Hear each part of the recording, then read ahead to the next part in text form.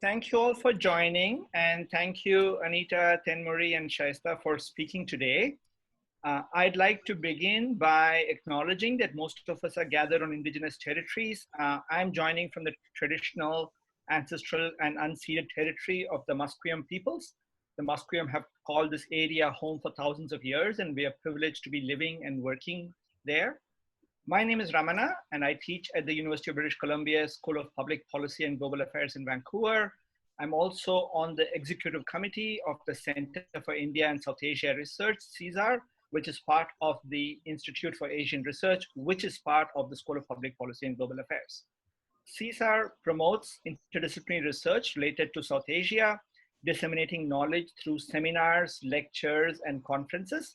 The center seeks to create and promote institutional and scholar-to-scholar linkages between UBC and institutions in South Asia and beyond, and between UBC and South Asian communities in British Columbia.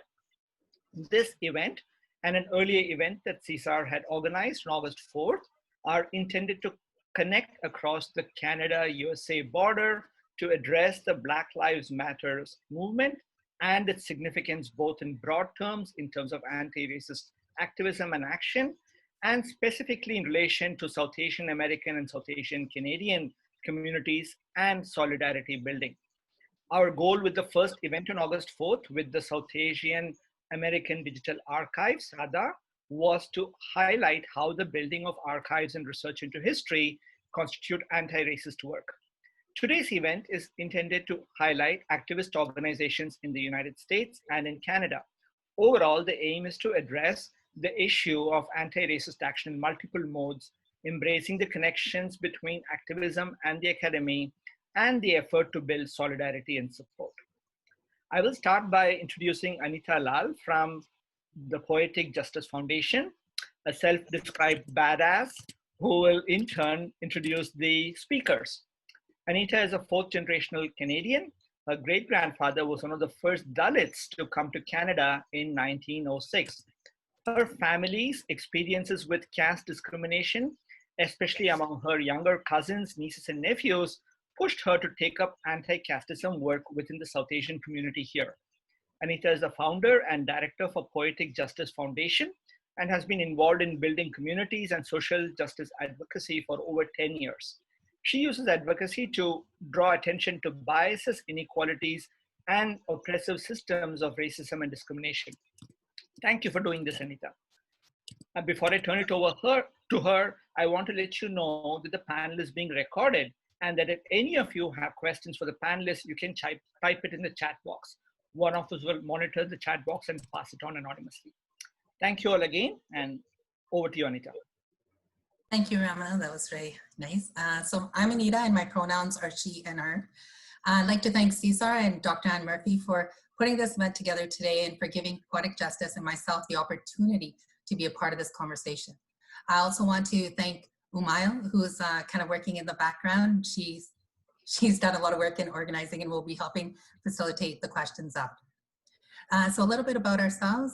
Poetic Justice Foundation was founded out of love. It's the love that drives us and our advocacy.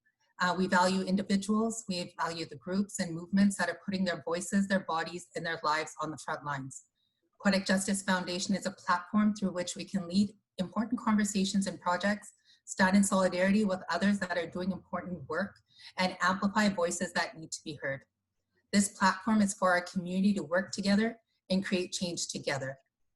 The two main goals for us is to educate and activate. Without action, and action can show up in many ways, there's no advocacy. This work isn't easy, but it's important. And two of our panelists today, they're doing this important work on the ground. And so as I introduce them, they're short introductions. They're powerhouses. Thenmozhi is a Dalit American organizer, artist, and technologist, and is the founder and executive director of Equality Labs, a Dalit civil rights organization dedicated to building South Asian power to end caste apartheid, gender-based violence, and white supremacy.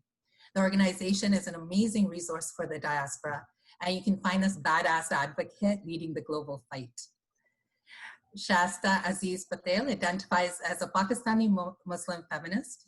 She works as an assistant professor of critical Muslim studies at the University of California, San Diego. She's trained as an interdisciplinary scholar. The questions she asks draw upon Indigenous, Black, Dalit, and anti-caste, Muslim, and transnational feminist theories. So what we're going to do is we're going to have Thenmozhi start off with a bit of an introduction to our topic of conversation.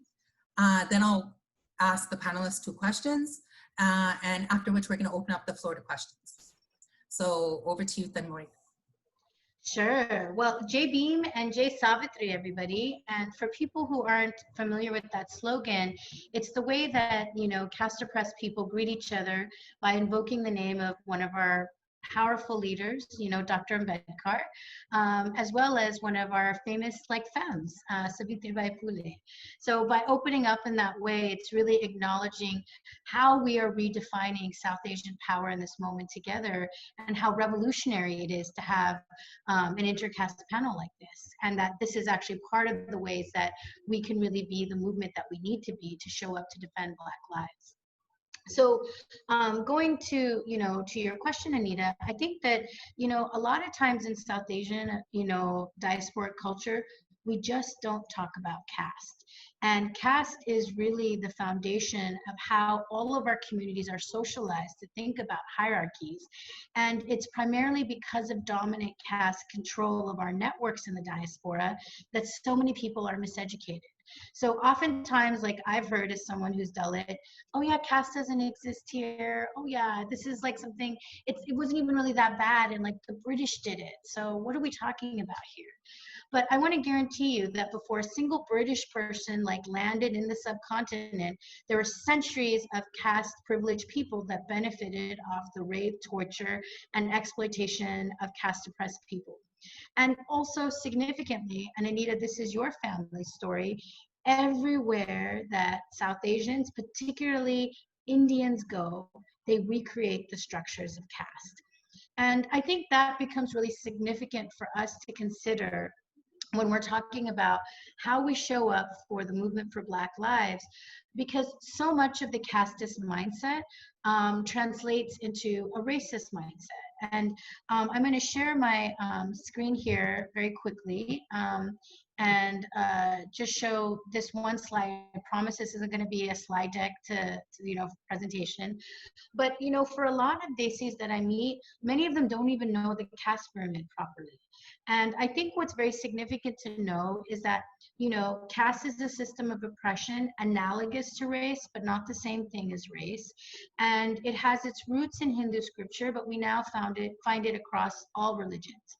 And the thing that's critical to know is that you have a small group at the top that were the priests, that were the Brahmins, that actually created the scriptural foundation for this. And then underneath it, you have other castes, like Kshatriyas, who are the warrior caste, Vaishyas, who are the merchants, Shudras, who are the peasants. And then outside of this whole system were people who are Dalit and Adivasi, who were basically outside of the system. And for Dalits in particular, their jobs and their caste positions meant a level of spiritual impurity, which meant we were outcasted and sentenced to the worst jobs, and an apartheid of violence and structural exclusion. And that's really critical, I think, for our conversation here, is that a lot of times people say, well, we're not in India, we're not in Pakistan, we're not in Nepal anymore. So how does this impact here? I'm not a landowner who has, Dalit slaves. And I think that it's not as simple as that. And part of why I'm saying that is because in many ways, when we've had such centuries of impunity, and also that within caste, we are used to graded inequalities, where if you remember that pyramid I had up there, everyone's job in the caste system is to maintain their place in the hierarchy and go upward in terms of trying to aspire towards, the top, while also making clear that they are never at the bottom. And if that sounds familiar for people who are in the diaspora, it's because a casteist mindset becomes so easily a racist mindset. And, my colleague Shaista is going to be talking about settler colonialism, but oftentimes the ways that our communities show up in the diaspora is the minute that we get here, we start our model minority, game. where we're the better immigrants. We're not the criminal immigrants. We're not the ones who have substance abuse problems. We're the contributors to society. And very critically, that puts us in opposition to all of the other communities that are fighting under white supremacy. And I think that we're not honest about what kind of violence that does to our colleagues in the Black community and to First Nations people. And there's, we might all be people of color, but not all of us experience white supremacy in the same way. And we are often too opportunistic about the way that we are willing to be white adjacent and throw other communities under the bus. And this is really the critical piece of us, particularly caste oppressed people are asking South Asians to stop being performatively woke online and really begin this inner work. Because when we are not self-aware of the way that our biases continue to promote anti-Blackness, we are actually contributing to Black death. And, I have talked with many Black comrades who are just sick of the way that South Asians show up in this context. And I think that, it's really some hard conversations that I think we need to have internal to our community. And it requires us to understand both our caste positionalities and also question our institutions that are actually brownwashing their policies of violence. So, Anita, I know in the United States, one thing that we've seen is we've seen a lot of South Asian domestic violence organizations and community organizations do diversity programs with the police. And so the police will, at the same time that our Black colleagues are in the street saying, we want the police to be shut down, our folks are making a more diverse police department. And I think the question here is, what is our call to action from a deep place of solidarity? I don't think there's any Black organizers that's here that's saying, oh yeah, we want a more diverse killing force. We actually just want the killing to stop. And so I think these questions really come out when we center caste oppressed voices within our communities, because not only does the casteist mindset inform a racist mindset, but also where our communities learn to be silent and throw other communities under the bus comes from the centuries of impunity that our communities have held around the issue of caste. And this is why it's actually so painful as a Dalit in the diaspora, is I don't believe it when I hear South Asians talking about how they want to show up for Black life when they've never confronted the structures of impunity that their families have upheld to this point. And this is why, my friend Sham, she's so funny. She always says 2020 is the year that's going to rip the truth out of you, whether you want it or not. And I think this is what's happening to our community. People are not going to be able to solve the issues of caste apartheid and white supremacy with a social media post. We are going to need to organize. We're going to have to confront our demons. And the only way to get, to the other side of this is through this. So it's lots of honest conversation, lots of political education, and a transformation of not only how we understand ourselves to be South Asian, but also how do we want to show up for justice.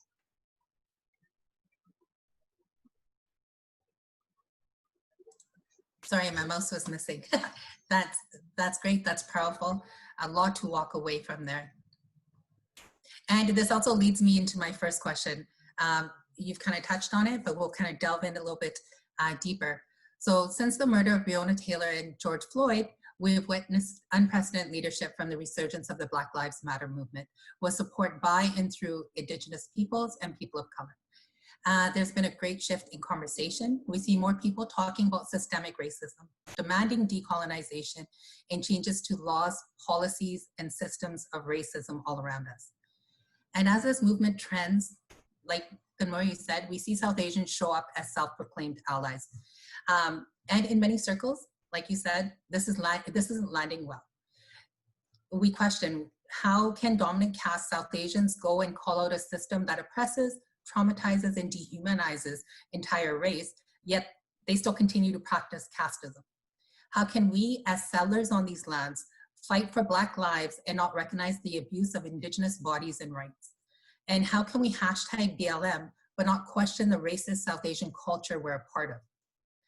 So if you guys can kind of speak a bit more to the connection between decolonization, anti-Blackness, and de-Brahmanization. We'll start off with Thenmozhi. Sorry about that. So I think that, you know, again, I don't think these are problems that are going to be solved overnight. But I think one thing that we can do right away is South Asians need to decenter themselves out of conversations related to anti-Blackness and also related to anti-indigeneity. And I think that there's a lot of internal work we need to do before we show up as allies that can take up space in those movements that have to confront our own demons. And, you know, I always laugh because, like, you know, I think like almost like 3 times a year, I'll get an email from a yoga teacher that's like, I want to talk about decolonizing yoga. And then my response is like, have you talked about de-Brahmanizing yoga? And that's really like the starting point for us has to be our own ish. And it starts with thinking about, do we properly understand Brahmanism? Do we understand how it manifests in terms of both our internal psyches as well as the structures we built within the diaspora? And also, do we have tools to actively work to dismantle Brahmanism? And can we even use the term Brahmanism, right? And those are things that I think are really great points for us to explore, because in the United States context, and, you know, Anita, I don't know the Canadian equivalent, but some of the first cases that South Asians fought for in terms of citizenship were cases where, you know, folks like A.K. Mozumdar and Bhagat Singh Thind made the arguments that they deserved to be American citizens because they were brown white people. And they argued that they were brown white people because they were upper caste. And in fact, Bhagat Singh Thind said, I would support miscegenation laws. I would support miscegenation laws because I would never think to sleep or marry into an Adivasi or indigenous, you know, family. And so it was in alignment, you know, his sense of, you know, the purity of the bloodline or caste endogamy just fits so well into a segregationist mindset. And we have to be so conscious that, you know, where did our communities build wealth? Where did we settle and make homes?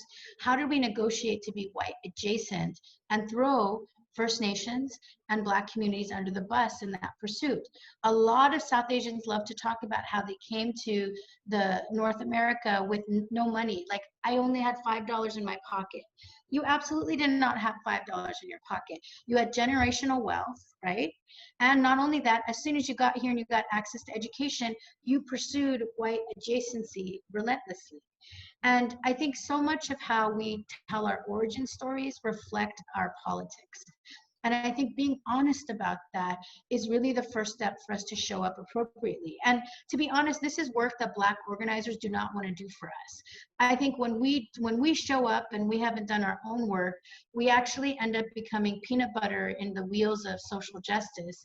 And also we end up harming movements because we're behaving inappropriately. We're like bringing cultures of hegemony, and most critically, we're not being authentic to the work that we need to carry wherever you are in terms of the power of hegemony. And I think a really great example of this is Kamala Harris. And, you know, again, like, we are in a presidential election cycle in the United States, and the vice president nominee is Kamala Harris. And I think half the articles lead with like her being a Tambram from Besant Nagar, Chennai, and this, that, and the other.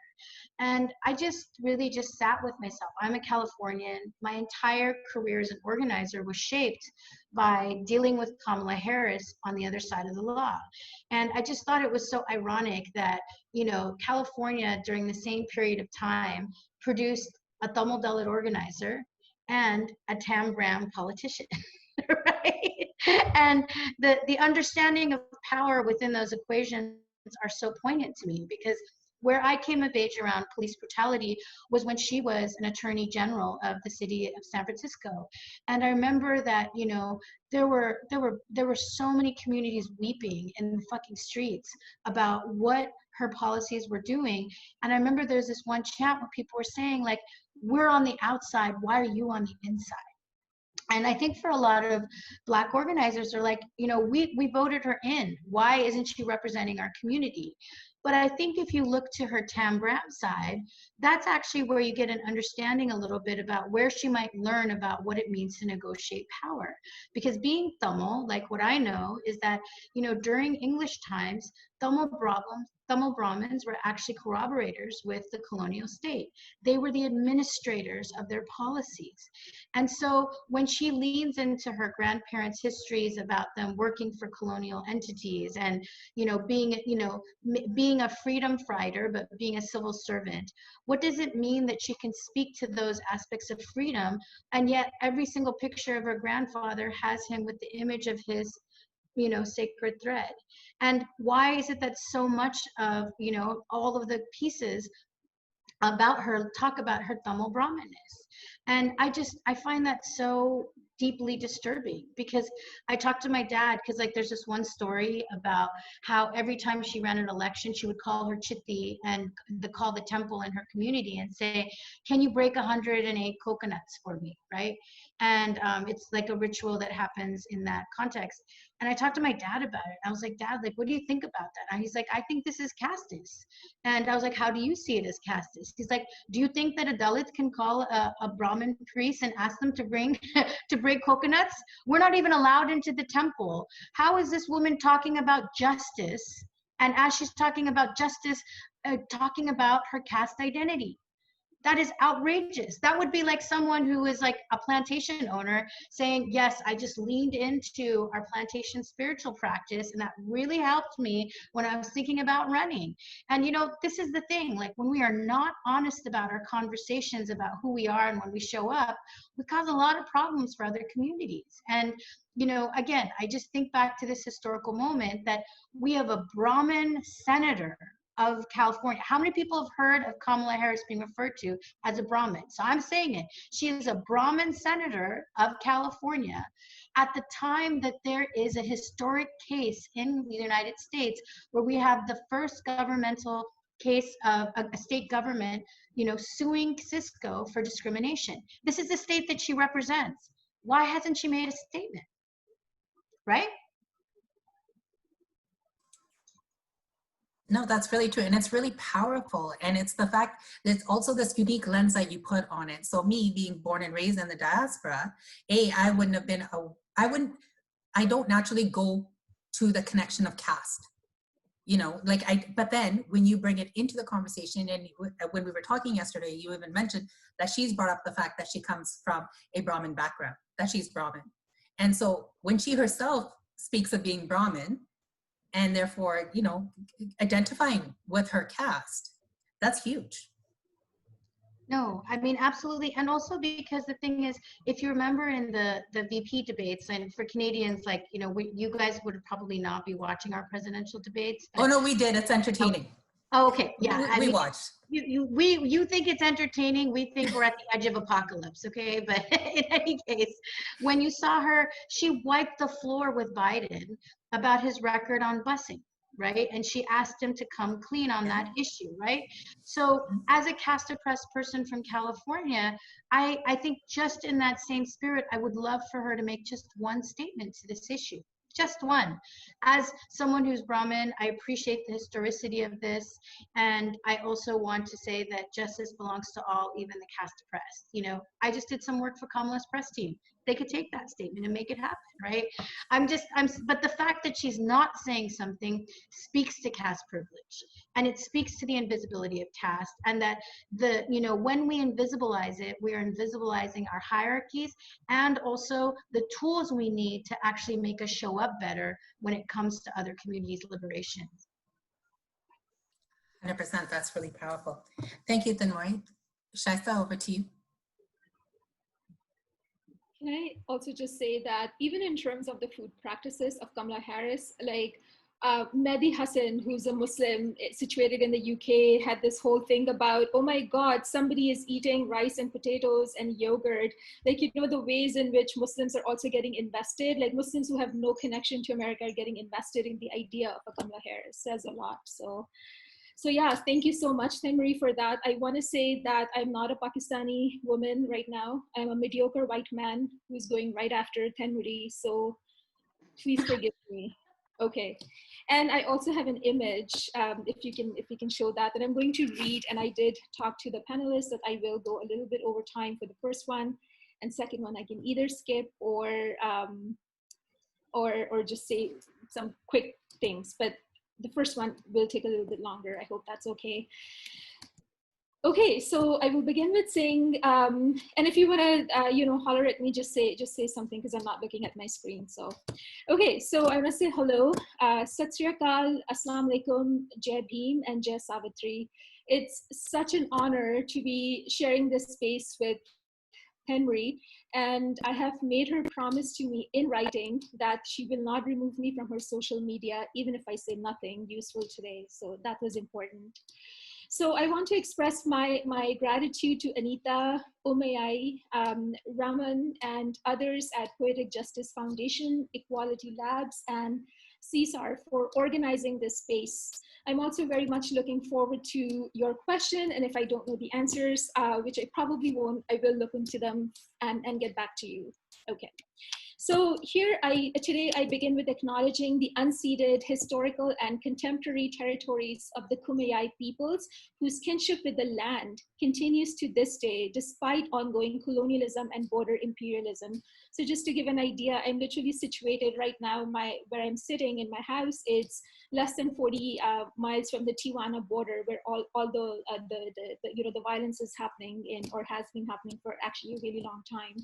So the city that I'm situated in, San Diego, where I have been living for the past 2 years, ever since I started my job. But I come from the territories of the Mississaugas, of the Credit, the Anishinaabe, the Chippewa, the Haudenosaunee, and the Wendat people, what we commonly know as Toronto today. So I'm naming Indigenous peoples of these two territories because there is such a constant erasure of Indigenous peoples' lives, histories, and presence, especially here in California. Even with these land acknowledgements as practices that are newer, I would say, in the US, but also in parts of Canada, such as Montreal. And I know they've been happening on the west coast of Canada for much longer. Right, but even with these land acknowledgements, I think we need to really ask why these land acknowledgements by white people and people of color, us racialized people, why do these matter? I want to read a few words here from Métis writer Chelsea Wawel, whose book, Indigenous Rights, I strongly recommend for anybody wanting to think more critically about how to ethically engage with Indigenous people's work for self-determination. She writes, so Chelsea Wawel writes, and I quote her here, "If we think of territorial acknowledgements as sites of potential disruption, they can be transformative acts that to some extent undo Indigenous erasure. I believe this is true as long as these acknowledgements discomfort both those speaking and hearing the words.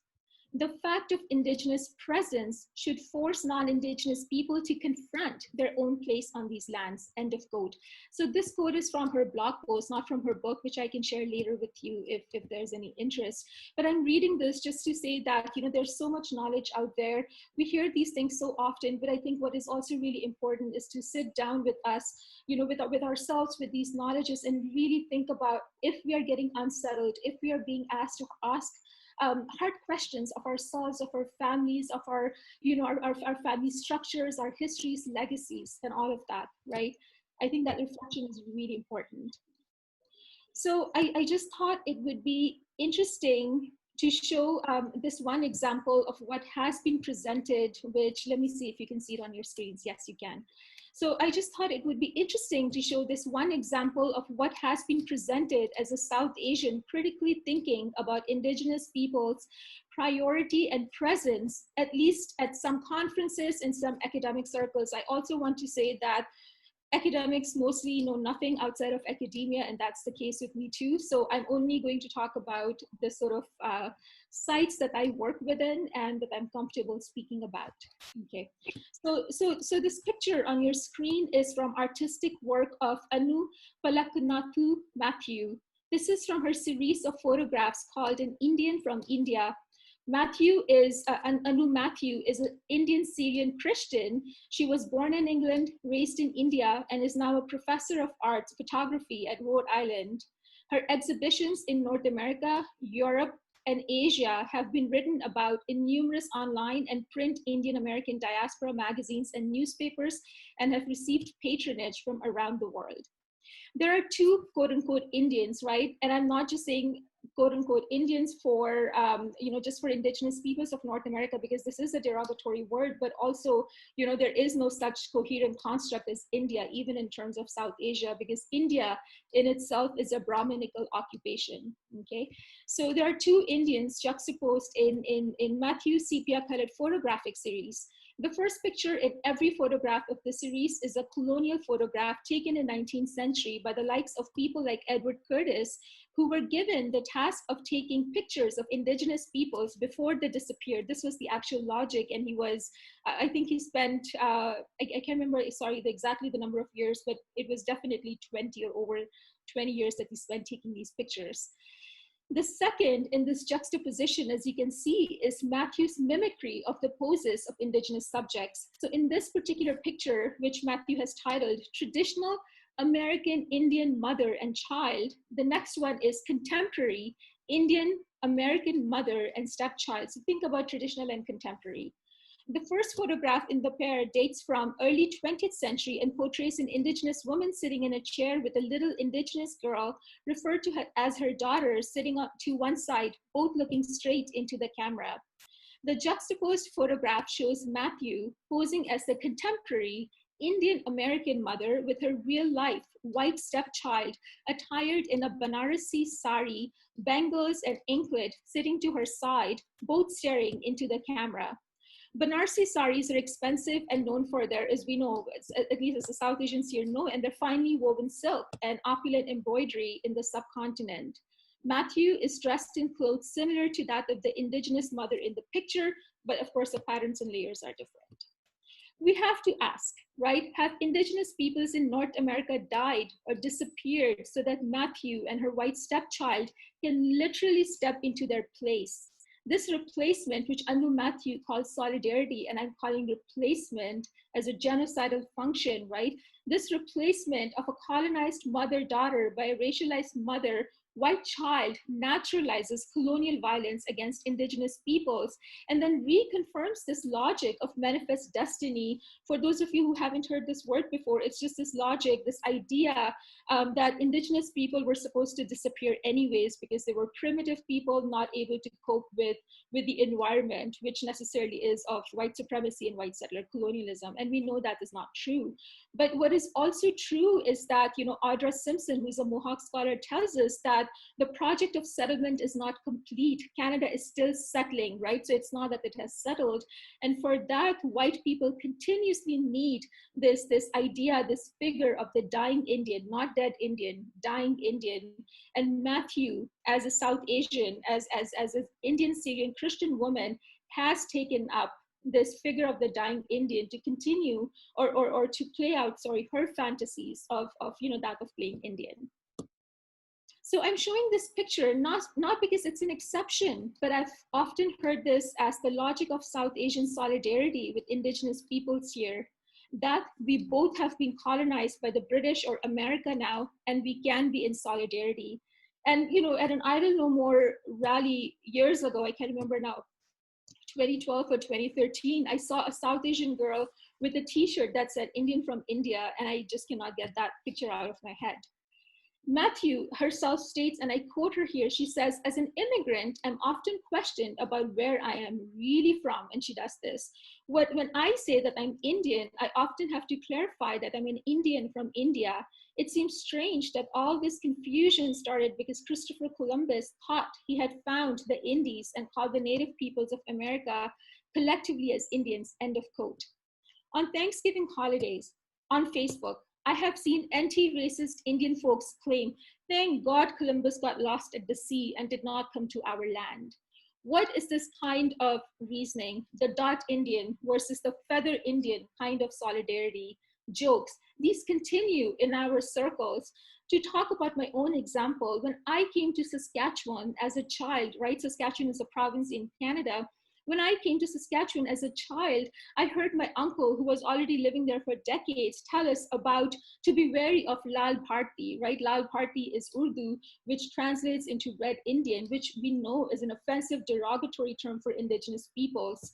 Of course, but it generated such fear in me. And I remember spending some time trying to differentiate, like, is this South Asian?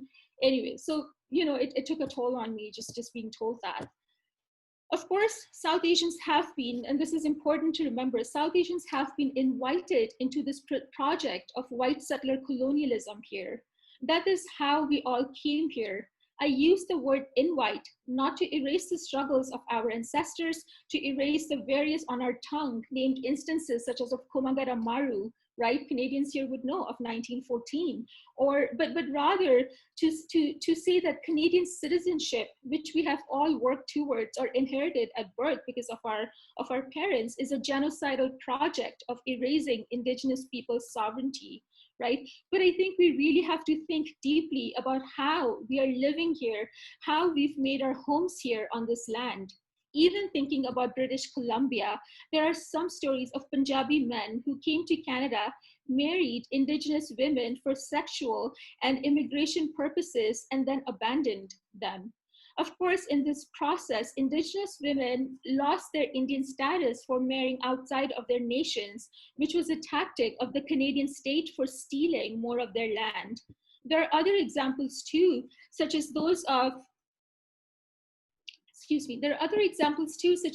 encounters between predominantly made into low-skilled Punjabi rural workers, white settlers and Indigenous peoples working in forestry and fishing industry. If anybody is interested, Kamala Elizabeth Nair has a really wonderful, well, at least in terms of the information, I don't know about the analysis. I'm not convinced of the analysis part, but the book is really good in terms of the information, and I can send out the name if there's interest. So Kamala Elizabeth Nair has outlined some of these stories of mutual hostility between Punjabi migrants and their Indigenous co-workers in her book. Indigenous peoples were rightly angry at how the Punjabis were given better and more skillful work and were constantly mobilized as the hardworking Indians. In one instance, Nair notes that many Punjabis in BC did not want to be called Indians because of the term's negative association with Indigenous peoples, even though the label Hindu, which was used to refer to Sikhs and Muslims and everyone and was derogatory, right? Punjabis preferred that to being called Indians. They could expect and deal with their white settler co-workers and bosses' racism, but did not want any association with the other Indians, whom they too read through the white settler lens as lazy and dirty. However, these interactions were mediated through white supremacy of the way Punjabis were set up in competition with Indigenous peoples for limited resources. So I do want to say, let's not allow Canadian state to be removed from that analysis, right?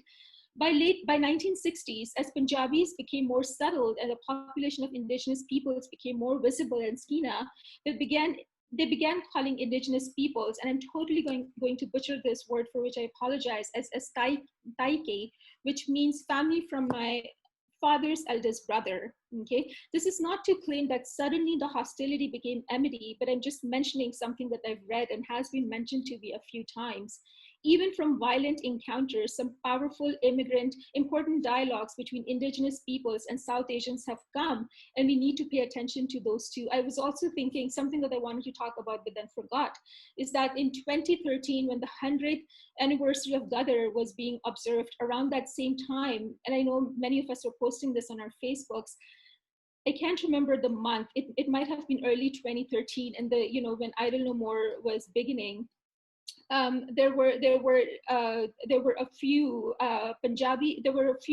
South Asian, I'm not sure if they were Punjabi, I apologize. So there were a few South Asian men in Surrey, BC, who attacked a young Indigenous woman who was wearing a t-shirt that said Idle No More. And out of that came lots of dialogues between Indigenous communities and South Asians. So even when the violence was there, which was abhorrent, of course, there were these dialogues and spaces of solidarity that were forged. So before I end, I want to talk about caste. No serious solidarity or decolonial work here for South Asians here can be ethical without also thinking about the structural work of caste. For thousands of years, caste hierarchies have decided who can live and how and who must die. The Indian caste system, based on Hindu scriptures, has divided people into political and social groups, which Thenmozhi explained, where humanity is determined by birth. And according to Baba Sahib Ambedkar, and I know we've heard this many times, but it's important to keep reminding us, if Hindus migrate to other regions on earth, caste would become a world problem. And he was right, because Hindus in particular, but also Muslims and Christians, and those are different conversations, but I do want to talk about that casteism, have taken, and Sikhs have taken our casteism wherever they've gone.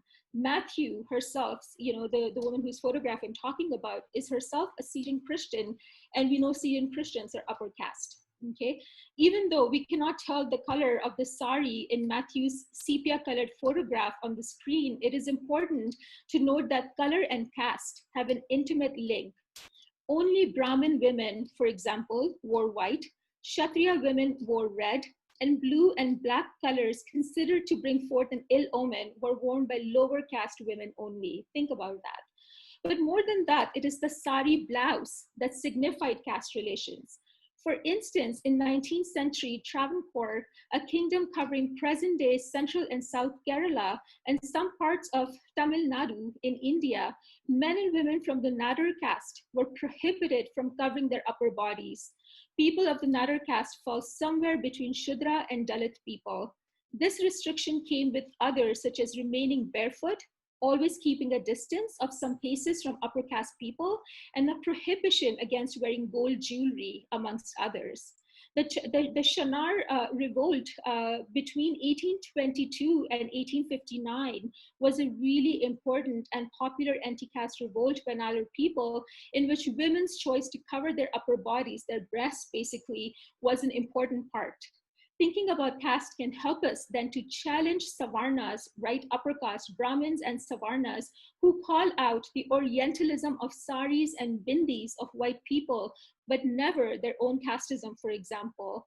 Thinking about caste also fractures declarations that homogenize and erase caste in recent South Asian declarations, mostly from people of my generations and after us, right? So the 80s, 90s, who say things such as, I'm a settler, I'm a South Asian settler, while we are all settlers here, erasing the Savarna power in how we've been able to access citizenship, land, livelihood. That's something we always must keep paying attention to.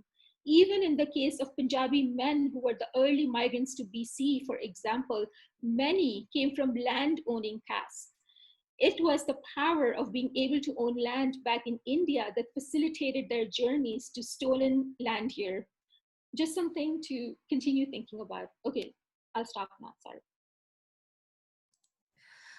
Definitely no reason to apologize. That's heavy. And, going back to when Thenmozhi started this conversation, and a lot of people saying, caste, I don't believe in caste, what are you talking about? And being born and raised in that diaspora, you hear that, but like I said, my great-grandfather came over in 1906. 114 years later, his great-granddaughter is trying to create space for Dalit narrative.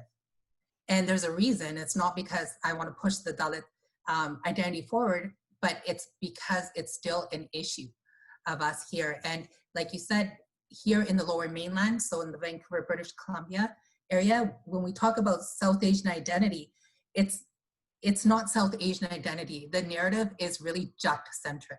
And by Jat, those are landowners that have come from the Punjab region. And so all that was very, very relevant. I'm gonna move into my second question. Thenmozhi?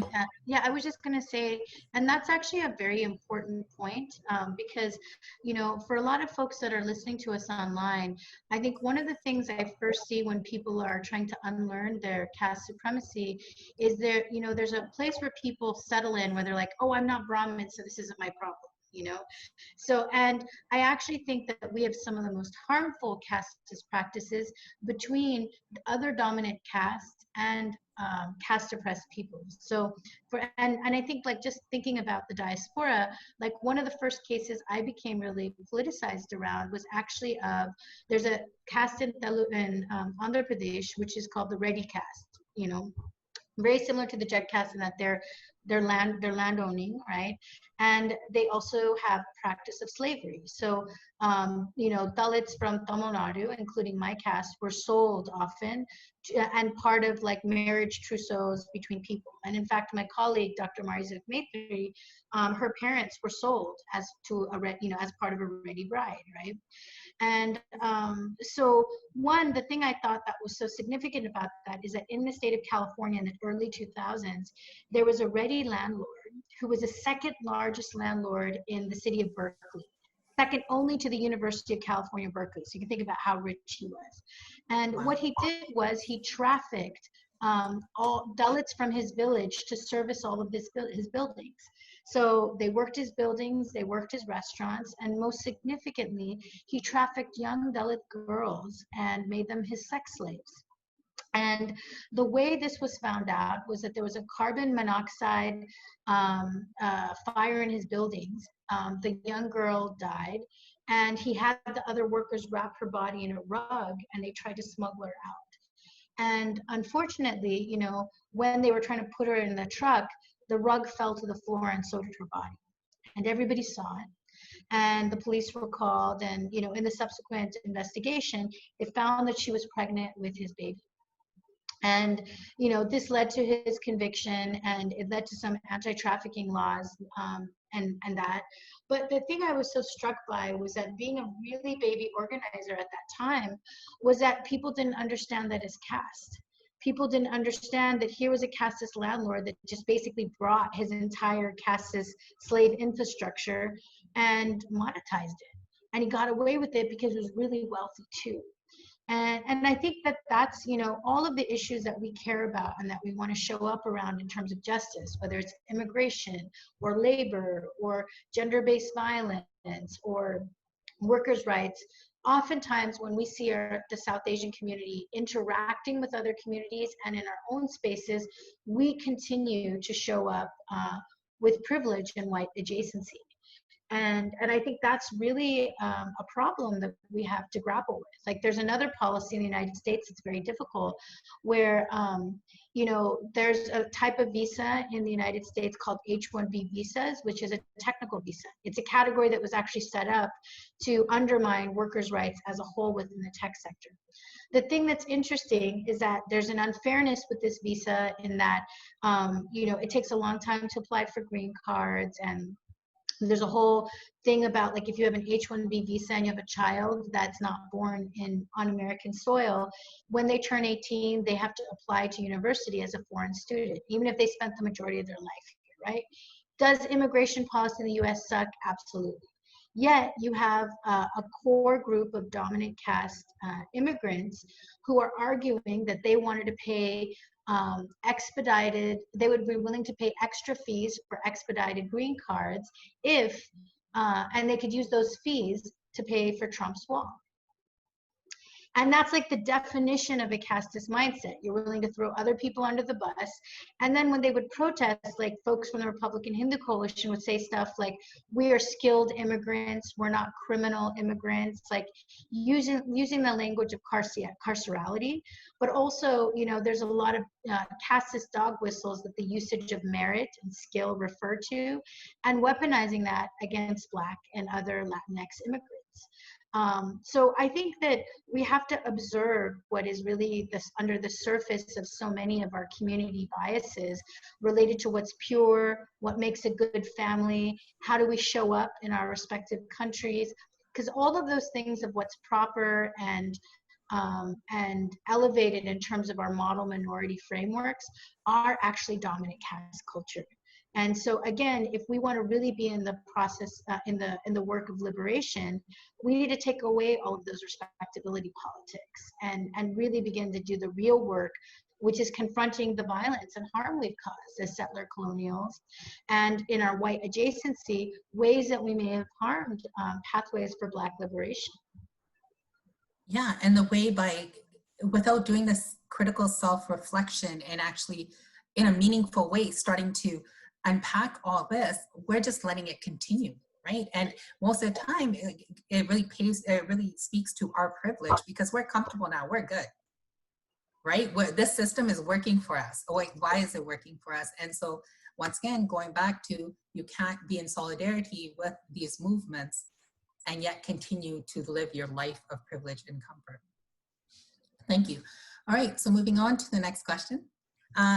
Over the last few months, we've had access to many powerful and informative talks, newspaper articles, and webinars like the one we're having today, where we've had the chance to listen to badass activists like yourselves speak truth to power. But as we know, a revolution was never won through words. So we see solidarity between marginalized and oppressed communities, whether that oppression is through religion, race, gender, or sexuality. But we also see a huge gap in action, that especially when it comes down to showing this solidarity. And due to that, we're unable to build power within our movements. So can we speak to the importance of building power as a pathway to action, what that looks like, and if you guys can leave us with some actionable items that we can take away and work on? Should we start with Shaista first this time and then work on to, she says no. All right, then Thenmozhi, it's you. Okay, so I think that, you know, I feel like what we have to look at is encourage our communities to think structural. And, you know, a lot of times people think that they've done their job to be an ally if they've posted the, you know, the most recent woke statement on Instagram, and they maybe had like a passing uncomfortable conversation with their family, and then they're done, right? And that's not actually taking the movement material and actually doing the structural hard work. And what I think we need to do is build power so that we really confront the institutions in our community that are actually supporting Black death and Indigenous erasure. And I think that, you know, I can't speak so much to the Canadian landscape, but I know, like, for example, in the American landscape, we do have a very powerful South Asian right wing that is being weaponized by Trump. These institutions, you know, mobilize at Hindu temples, and they support Hindu nationalist candidates.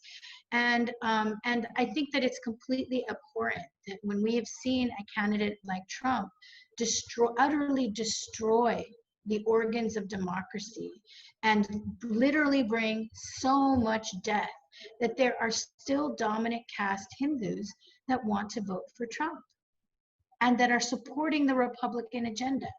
So I don't really want to hear if people have taken the right Instagram photo. I don't want to hear people talking about their most recent, like, kind of, you know, curated feed that they've created on their social media.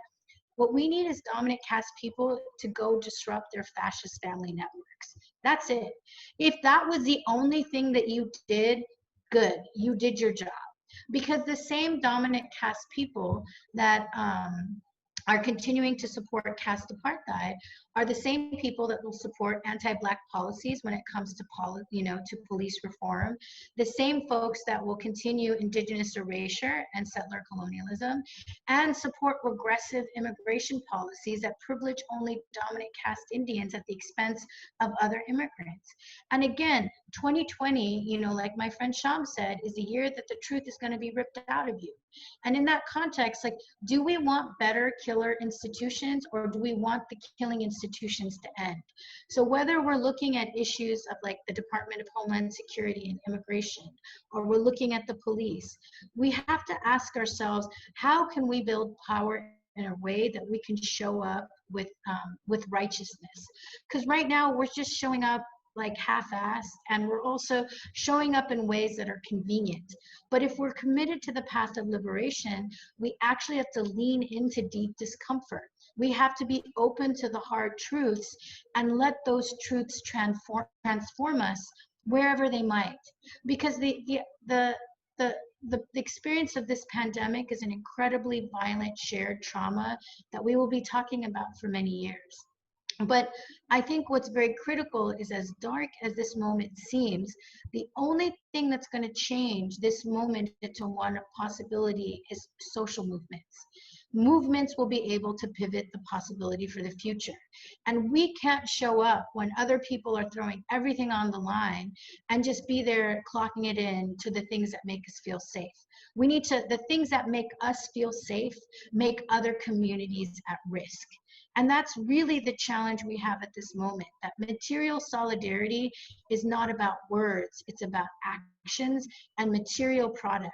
And it's about what are we willing to give up in order to inherit and commit to the humanity of our fellow kin.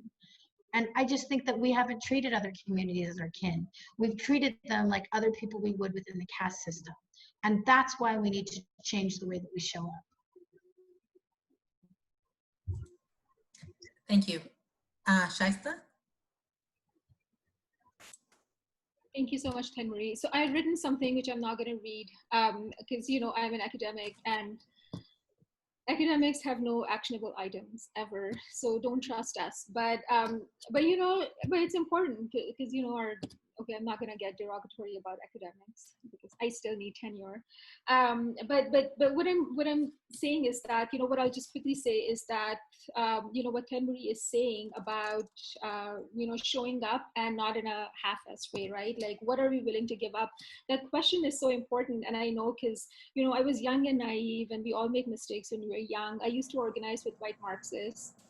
I'm really ashamed of that past of mine, but you know, there was this thing amongst the Marxists that let's burn down this, let's burn down that, like fuck the cops, fuck the police, except that they would never reflect on the uniformity of their whiteness. They wanted to burn down everything except their own gated communities, right? And I see that same thing with caste privileged people. So even for Black Lives Matter, and you know, here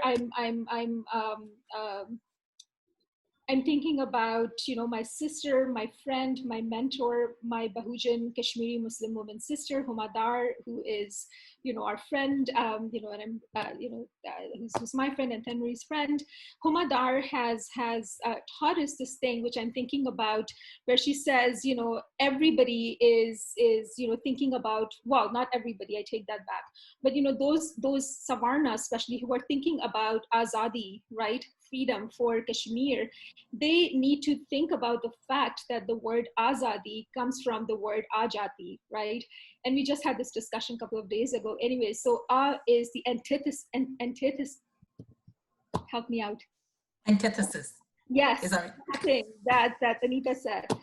And Azadi and Azadi is Jati, right? So freedom from caste. But even in that movement, when Savarnas, you know, stand solidarity with Kashmir, which not many do, because they write their books on Palestine, they say free Gaza, but they would never call out people in their own backyards, right? Like people who you know, who they colonize and who's colonized in their names, they will never stand in solidarity with Kashmir. But even when they do, when they make their careers out of writing about Kashmir, when they make their careers out of writing about caste, which is another thing now, thanks to the work of Dalit feminists who, you know, especially the you know, the Equality Labs survey, for example, that came out, Savarnas have started to write about caste in such career building ways, right? And so I think to think about caste is deeply unsettling. And, you know, the project of anti-caste, right? Like to think against caste is also a project that would end India as we know it now, as a united hegemonic Brahminical occupation. And the same thing with, you know, what indigenous peoples are seeing. Indigenous solidarity is necessarily about ending US, ending Canada, right? Ending these white settler states as we know them now. So I think, you know, for those of us who are thinking about Black Lives Matter, because caste violence is 2,500 years old, and Shudras were the first you know, Shudras are the slave caste, right? So if you can stand and say Black Lives Matter, but cannot talk about casteism and think about your complicity, your placement in that, what's the point? If you can stand for indigenous sovereignty and solidarity and you know, write articles about that, you know, you've stood in, you've posted these pictures of I don't know more and all of that, but you cannot think about India ending as well. That, you know, is futile, sort of. So what I'm saying is thinking about complicity for me is really important. You know, complicity, your dinner table conversations, that humility to say that it's okay if I lose my career. How many of us are willing to do that, to say it's okay if it's okay if I don't get tenure. Not everything that you think, not everything that you learn from Dalit Bahujans, from Muslims, from Pasmanda Muslims, not everything has to become not everything has to become an article, not everything has to become a book, right? I mean, this is how, like, Savarnas who've now started to write about caste, Brahmins who've now started to write about caste. And of course, I'm talking about in the context of academia, which for me is huge and my only sort of context, right? They've started to write about caste, and they're supported, I'm sorry to say, by Dalit Bahujans. They're supported by oppressed caste Muslims, and they're given so much data, whereas people like me, who are caste oppressed and whose last names do not reflect their caste realities, like, we are shunned in so many ways, and it's also this internalized thing. But what I'm saying is that Brahmins and Savarnas do not necessarily need to apply for more grants to talk about Hindu nationalisms, to talk about Hindutva, to talk about caste supremacy. Like, just fucking get off the stage, leave the mic is what I'm saying. Like, stop making your fucking careers out of, oh my God, why am I so, stop making your careers out of us, Okay, so yeah, I'll end here. I completely agree. Actually, let us tell our own stories. We're empowered enough, we're knowledgeable enough, we have great leaders that are working in this space. Let us tell our own stories. Wow, a lot. Our Zoom chat window is just blowing up. You guys, everyone's really loving this conversation. We're gonna now move into question and answer. I question, you answer. Actually, same thing we've been doing from our audience. So everybody throw in your questions, and Umail is gonna facilitate them and throw them over to us. And I'm going to read them out. So the first one here, if Thenmozhi or Shaista can address the intersections of caste and the power of Brahmanism between the diaspora, so especially here in the US and Canada, versus India. Do parallels exist in terms of activist movements, or are these two completely different beasts? Does a lively activist movement even exist in both spaces, one that is powerful and mobilized enough to enact change? Oh, okay. Yeah, I can take that. That's a lot. Yeah. That's all right. So I just want to be really clear. The experience of caste in the diaspora is not the same as the experience of caste in India.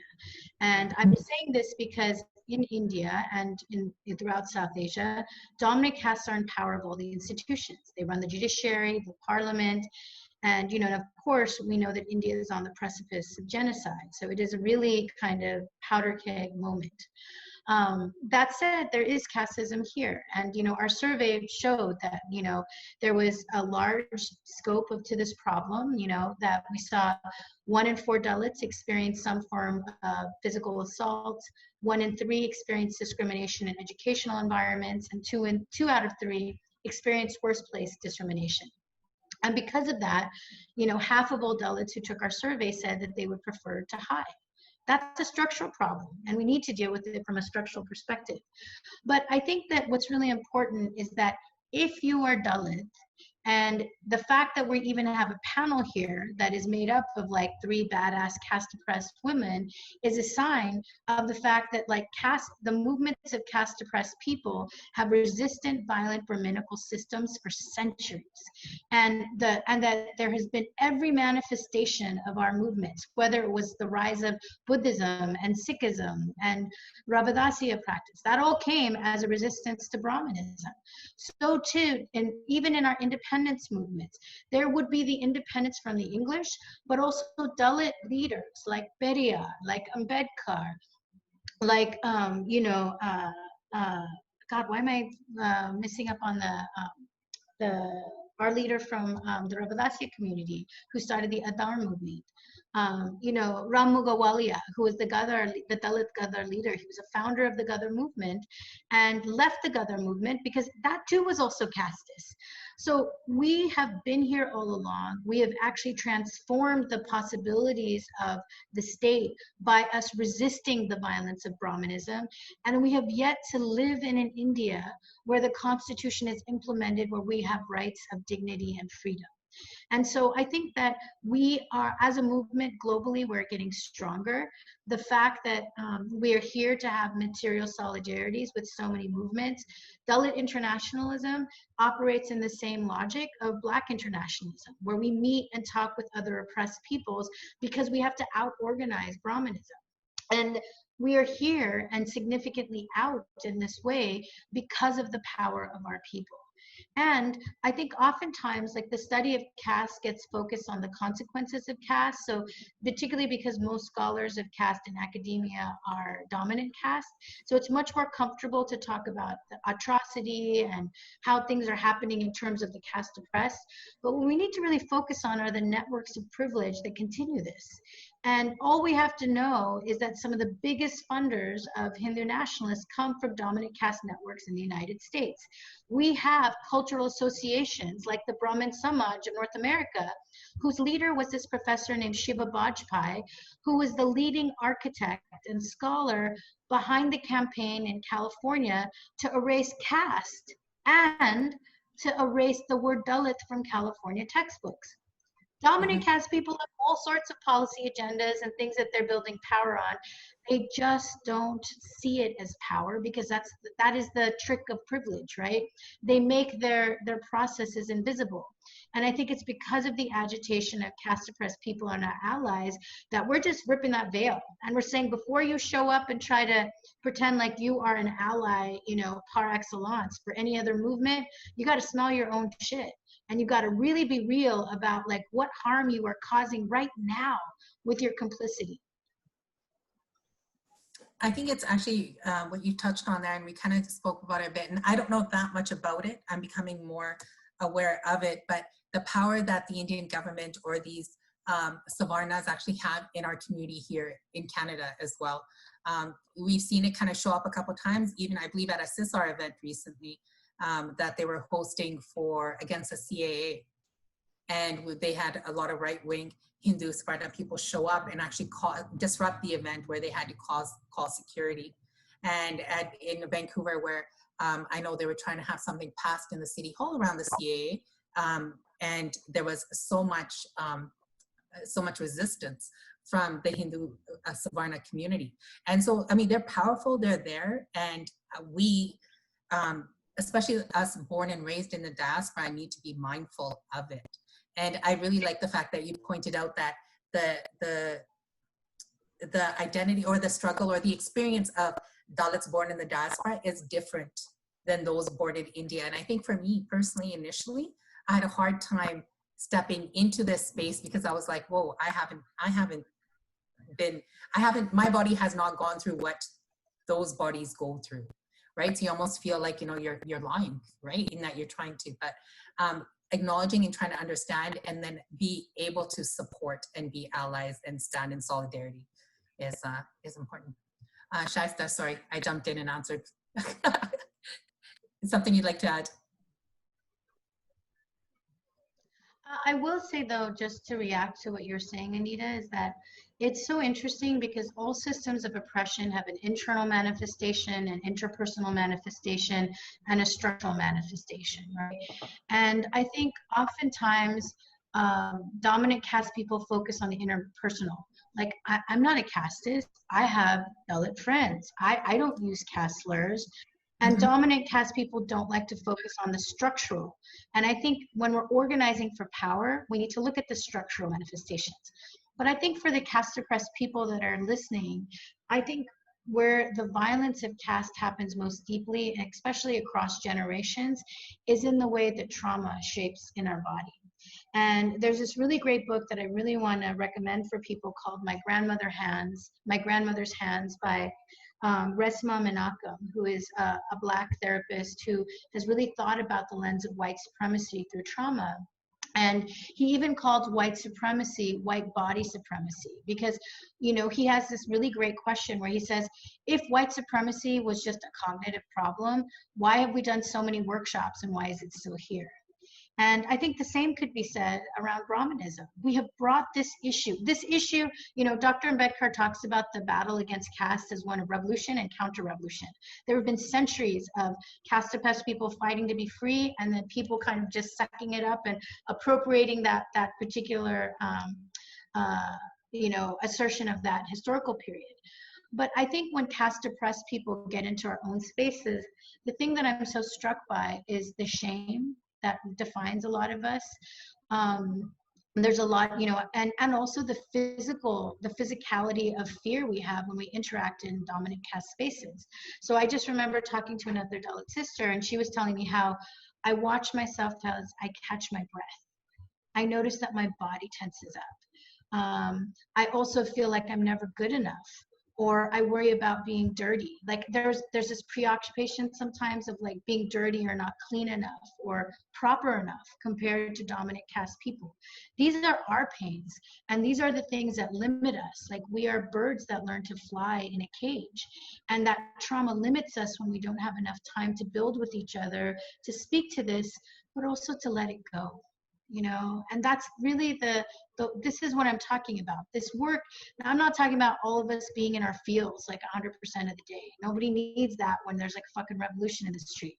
However, our trauma is impacting the way that we show up.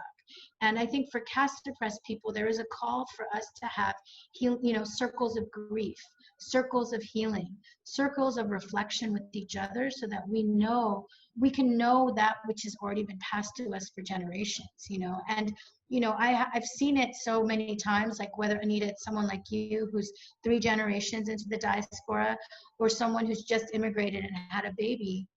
There's all these unspoken ways we translate this contamination, this fear of pollution and shame that is so wordless, but it is actually one of the most defining foundations of our lives. And that's what our job for being free is to let that go. And for those people that are dominant caste, they need to let go their sense of immediate superiority. I can never, you know, I'm just so surprised how when you meet dominant caste people, they will be next to a topic for maybe 10 minutes, and then within like an hour they're going to be lecturing people about it. And there's this like assumption of authority that is so quick and so easy to them, because they're actually trained to think as being authoritative. They have an origin story that tells them they are the spiritual leaders of the rest of the community. And that is such a deep violence, because actually real movement requires us to co-learn all the time. We are unlearning and learning from each other. And we also are harming and also addressing harm with each other.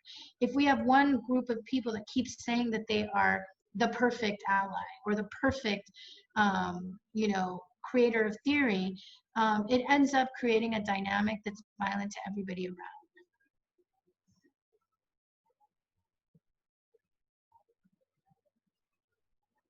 Oh, you're muted. That's not good. We're hitting 5:20, so I'm going to take one more question. And then at 5:30, we want to take too much time. Question is, so how do you differentiate between the concept of advocacies in the subcontinent and First Nations in Canada? Or are they actually the same?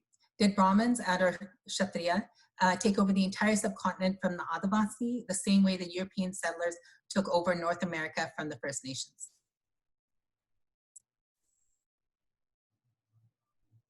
So which one do you guys want to jump in? I don't have much to say on this, because I'm not sure I understand the question, but I mean, I would just say that rather than comparing and you know, rather than comparing situations, like I think what would it do to think transnationally? And you know, so there's this whole thing of like, you know, the Aryans invaded the subcontinent, and Aryans being whiter than white people as they've claimed. I don't know if Gandhi said this at one point, I can't remember, but so, you know, there is this idea of like, you know, claiming land. There is occupation. So as I said, India in itself is a Brahminical occupation, and Canada is a white settler state, which is an occupation. So I think talking about, you know, and there have been those conversations done in the past that I'm just recently finding out between Adivasis of, excuse me, Adivasis of India and, you know, particular indigenous peoples from North America. So I think those conversations are important rather than comparing or saying if they are the same, because every occupation takes a different form and shape. Like even colonialism in Canada has taken a different form, no less brutal than the US, and yet the form is different, right? So I think we need to attend to those nuances and differences so that we are more, so that we are able to respond or come up with strategies that are particular to that context, and yet we are able to be in transnational solidarity with other occupations. And I would also add that, like, you know, indigenous peoples of South Asia define themselves with different terms. There are a group of people that use the term Adivasis. There are other people that want to use the term tribals, and other people that use the term that they're from the Northeast. And I think that, you know, what's important is, I think whenever dealing with like indigenous and First Nations people, is to begin a dialogue and listen to how they want to frame their issues. I don't think it makes sense for us to frame those issues. They will speak to it. And, you know, there are some, you know, amazing, you know, indigenous and Adivasi writers, and someone who's in the diaspora is Rashmi Eka, and she has a show with her sister called the Eka Sisters, where they explore issues of Adivasi identity with like issues in the diaspora. And they have one show that's about indigenous solidarity across different land bases. So I think actually that, you know, we actually, you know, have so much work to unlearn and to listen. And, you know, when was the last time that you were part of an all Adivasi panel in the diaspora, right? And when have we seen Adivasis as a panel be in engagement with other First Nations people? We've never seen that, right? And so I think that being able sometimes to just hear the stories that emerge when Brahmanism is decentered actually become the moral compass for how we can show up differently as South Asians. And so I think what's important is that this is not the time for blueprints or for the, you know, this is the 10-point manifesto to getting to where we need to be free. I think this is a time to like listen and think about emergent practice and see what feels different. Once we decenter these like power systems, how do we show up and how do we live differently with each other? Yeah, I think that's, sorry, go on. No, I just, thank you so much, Thenmozhi, for saying that. I just also want to quickly say that I think humility is such an, because I talked about complicity, and a very important part of that is humility, right? Like even going into classrooms to say that I don't necessarily know everything, and like, let's learn together. And I know that's really hard for, you know, for short racialized women, for example, but that's the work that you have to do, right? You know, without necessarily announcing that failure, to say that, look, these are the ways in which I've failed, and that is the strategy that I've adopted. Like it's part of the epistemologies that has been learned from indigenous, Black feminist, you know, anti-caste, Dalit literature that I've studied. And I think it's just so important to be able to say that I don't know. I'm not able to respond to that. Let's learn together. And so maybe today we can all go and find out 3 articles or books from, you know, Adivasis in the context of India that we want to, or the tribals as they're called in Pakistan, right? That books that we want to read and start reading there. No, I think that's really powerful. Decentralizing those voices and centralizing these voices, learning straight from them. We have access to it everywhere. I think that is really important. And unlearning, relearning, right? And as you said, sometimes you're leading, sometimes you're standing in solidarity, and sometimes you're standing back and amplifying those voices. There's so many different ways in which we can and need to participate in this work. And I was just going to say, and also that being together in South Asianness is actually a very fraught proposition, because we might be racialized under white supremacy to be South Asian, but internal to that category, there's actually multiple histories of genocide. There's actually multiple, you know, the experience of caste apartheid, as well as religious violence, and so many unspoken traumas. And I really, like, when we think about genocide, whether it's the genocide of partition, the genocide of the Bangladeshi genocide that happened, the Tamil genocide, these are all, and even the Sikh genocide, right? These are all very, very painful wounds that surprisingly never get talked about. And yet they are defining core wounds. Like, this is what I was so struck by as a caste oppressed person, was we have this massive, violent, you know, terrorizing system of caste apartheid, and everybody just ignores the system. And I remember being told by someone from the Indian, who was part of the Indian Foreign Service in New York when I first started this work, she said, you know, the caste system is not that bad. And there's actually a lot of policies to deal with it. And you would be much better served, instead of causing trouble for India, to be talking about the plight of the Red Indian, full stop. And the violence and the authority of which she said that just really stuck me, about, like, she felt so comfortable to just act so arrogant in New York.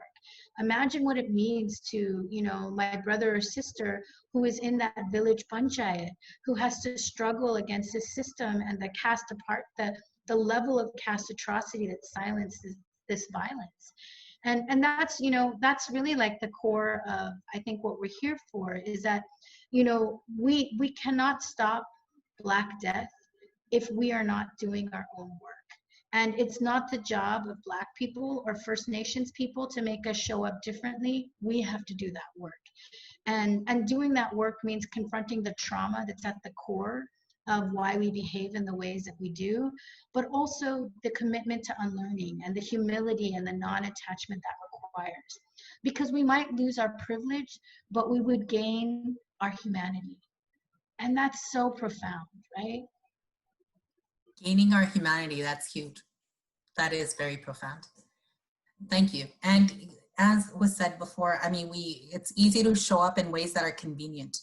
I know a friend of mine says, like, if you're showing up and trying to do work and you're not uncomfortable by this, or there's not some sort of tension, you're doing something wrong, right? There's no growth there.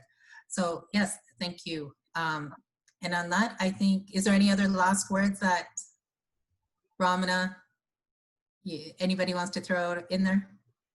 No, I don't want to say any words here, given all the stuff we've been hearing about, you know, how we are all abusing our privilege. But I just want to say thank you all for such a rich and wonderful panel. It's been a great discussion, and, you know, everybody on the chat window has been saying exactly the same thing, and much more than eloquently than me. So thank you all so much. And thank you, Umayal, for sort of taking care of all the background things. I think Umayal has sort of put out a list of how to contact all of these people.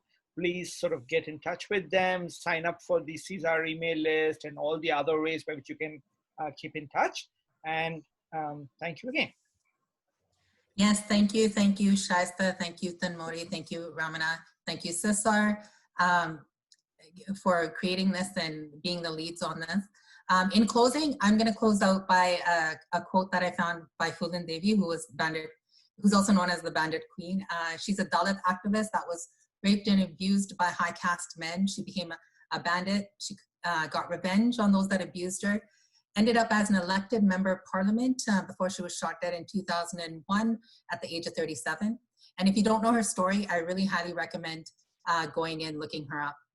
So in closing, this is a quote of hers.